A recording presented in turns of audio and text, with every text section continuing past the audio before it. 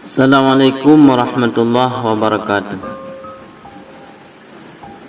Kita melanjutkan kembali kisah Nabi Allah Nuh yang bersumber di kitab Bada'i'uz Zuhur di halaman 63, mulai daripada ibarat Zikru ma kana min akhbaril ardi ba'da tufani.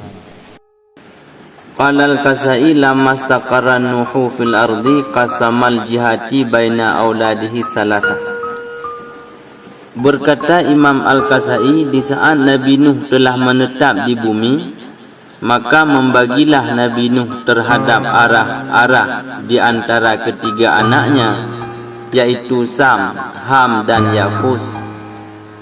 Jadi Sam menempati bumi bagian barat, maka anak keturunan Sam adalah bangsa Romawi, Italia, Persia dan Iran. Dan Nabi Nuh melihat di wajah Sam itu ada nur nubuwah. Maka Nabi Nuh menyerahkan arah tanah Hijaz, Yaman, Irak dan Syria kepadanya. Dan Sam adalah anak yang paling besar. Adapun Ham, ia menetap di arah selatan, maka keturunan Ham adalah orang-orang dari negara Zanju dan Habasyah. Adapun Yafus menempati arah timur, maka adalah keturunan Yafus itu adalah bangsa Turki, termasuk Ya'jud dan Ma'jud. Jadi semua yang ada di Turki adalah anak keturunannya Amud Turk.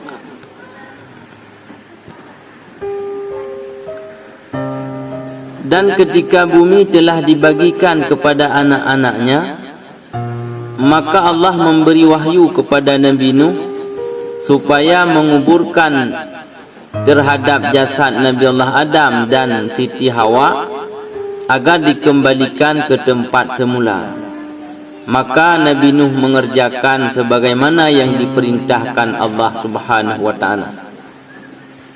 Kemudian Allah memberi wahyu untuk mengembalikan Hajar Aswad ke tempatnya yang semula. Nabi Allah Nuh pun mengerjakan sesuai dengan perintah Allah. Ketika semua telah dikembalikan, maka Nabi Nuh berusaha meramaikan bumi setelah banjir tufan. Imam Ka'am Al-Ahbar berkata, ketika umur Nabi Nuh telah senja dan ajalnya sudah mendekat, maka Nabi Nuh berkeinginan untuk mengundang anak cucunya dan berharap bahawa Allah akan memberikan rezeki kepadanya dengan dikabulkannya doa tersebut. Maka naiklah Nabi Allah Nuh ke atas gunung yang tinggi dan mulailah ia memanggil nama anaknya Sam. Maka datanglah Sam dan duduklah ia di dekatnya. Maka kedua tangan Nabi Nuh ditempelkan ke badannya Sam, seraya Nabi Allah Nuh berdoa, Ya Allah, berikanlah barakah kepada anakku Sam dan keturunannya, dan jadikanlah mereka para nabi dan raja.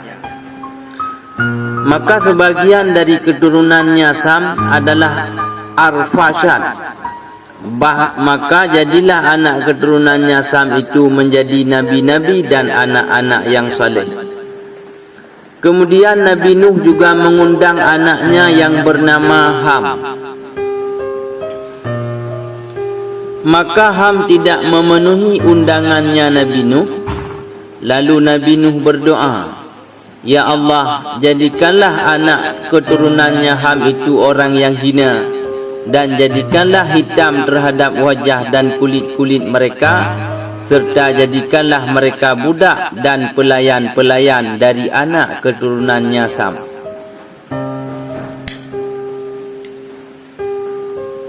Dan katanya, Ham mempunyai anak laki-laki yang bernama Misraim. Dan Misraim mendengar doanya Nabi Nuh.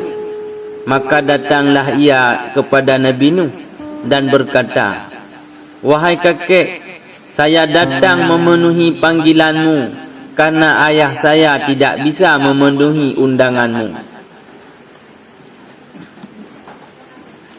Lantas Nabi Nuh meletakkan kedua tangannya di atas pundak cucunya seraya Nabi Nuh berdoa, "Ya Allah, karena ia telah memenuhi undanganku, maka berkahilah ia dan anak cucunya, serta engkau memberkahi tempat tinggalnya, dan tempatkan ia pada negara yang menjadi pusat negara-negara di dunia dan pusat bantuan negara-negara, yang mana sungai Nilnya itu sebagai sungai yang paling bagus di seluruh dunia."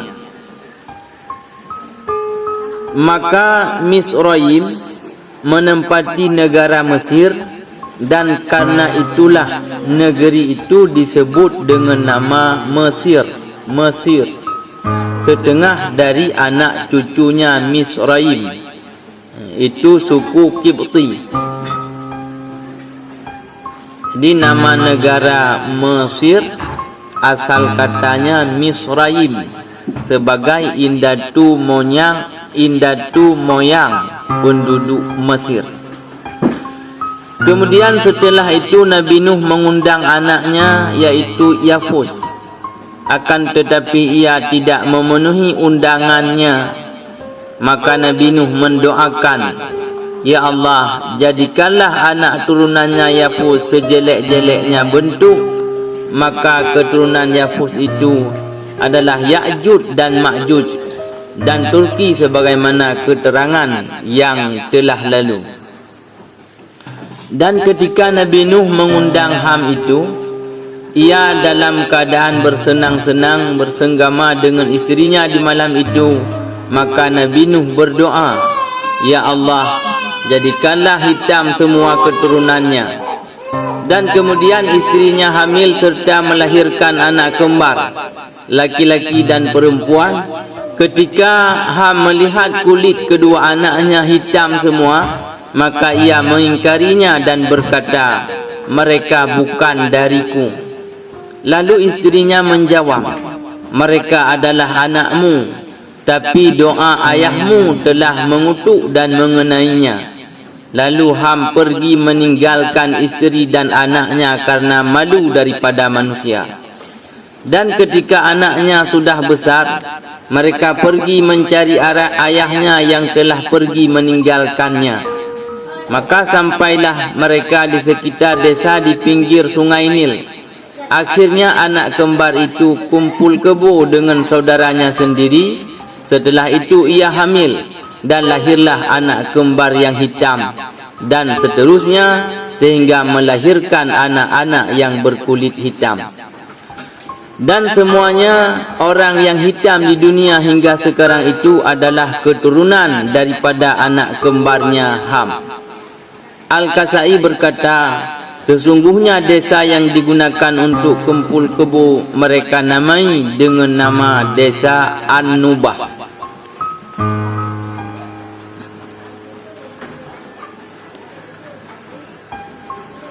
Dan Imam Al-Kasai menjelaskan, sesungguhnya Yafus itu berjalan ke negara-negara bagian timur dan dia menikah dengan orang sana.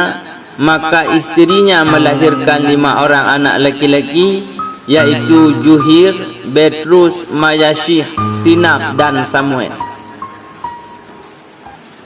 Dan anak keturunannya Juhir itu adalah suku Sokolabe, Romawi Italia. Dan anak cucu dari keturunannya Betrus itu dari negara Turki dan Khizir. Dari anak cucu dari keturunannya Mayashih itu adalah suku Ajam seperti kita. Dan anak cucu dari keturunannya Sinam adalah Ya'juj dan Ma'juj. Dan anak cucu daripada keturunannya Samuel adalah suku Arman.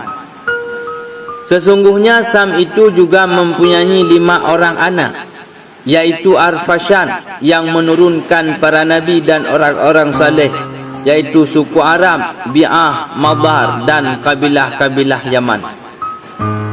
Dan Hashim anak cucunya di tanah Yaman dinamakan kaum Nisanis, yang mana kaum itu adalah kaum yang penduduknya bermata satu, bertelinga satu serta berkaki satu. Yang ketiga adalah Hawail, anak cucunya di tanah Amalakah dan Amadiyah. Yang keempat adalah Irmi, anak cucunya adalah kabilah-kabilah Ad dan Samud. Yang kelima Samlikha, ia tidak memiliki keturunan karena mandul. Imam Tha'labi menjelaskan, Sam berumur 600 tahun. Ia sulit untuk mati karena dulu Nabi Nuh meminta kepada Allah agar Sam tidak mati kecuali ia meminta mati. Dan ketika usianya telah lanjut, maka kerepotanlah ia karena ia tidak mampu bergerak. Maka ia meminta kepada Tuhannya agar segera diberi mati. Ketika ia telah mati, maka ia disemayamkan di tanah Nawa.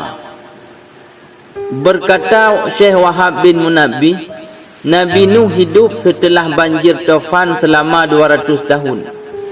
Dan ia berhaji setelah keluar dari perahu.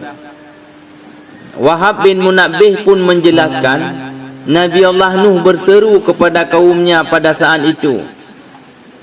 Pada saat itu beliau berumur 250 tahun dan umurnya 950 tahun selama menetap di bumi. Sebagaimana keterangan dalam Al-Quran, ketika umurnya Nabi Nuh yang telah ditetapkan Allah itu telah usai, maka datanglah malakul maut dan berkata, Assalamualaikum ya Nabi Allah. Nabi Nuh menjawab, Waalaikumsalam. Nabi Nuh bertanya, siapa engkau? Salam yang kau lantunkan telah menggetarkan hatiku. Maka malakul maut menjawab, saya adalah malaikat pencabut nyawa. Saya datang kepadamu untuk mencabut rohmu. Ketika Nabi Nuh mendengar ucapan malakal maut, maka wajahnya berubah menjadi terkejut. Malaikat bertanya padanya, apa yang engkau susahkan wahai Nuh? Apakah engkau masih kurang hidup di dunia ini? Bukankah kamu adalah manusia yang paling berumur panjang? Maka Nabi Nuh menjawab, saya menemukan dunia ini adalah seperti rumah yang memiliki dua pintu. Satu pintu untuk masuk, satu lagi untuk keluar. Maka malakul maut memberikan Nabi Nuh satu gelas minuman dari surga seraya berkata, minumlah isi yang ada dalam gelas ini, sehingga engkau bisa tenang dan tidak ketakutan lagi. Maka Nabi Nuh mengambil gelas dan kemudian meminumnya. Ketika Nabi Nuh meminumnya, jatuhlah ia dan meninggallah ia seketika itu.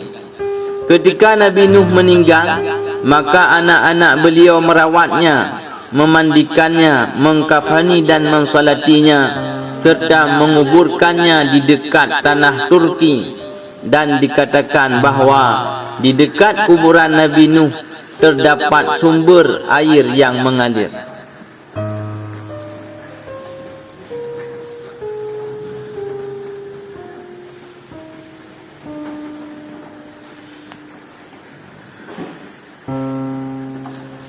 Hanya sekian kisah Nabi Allah Nuh.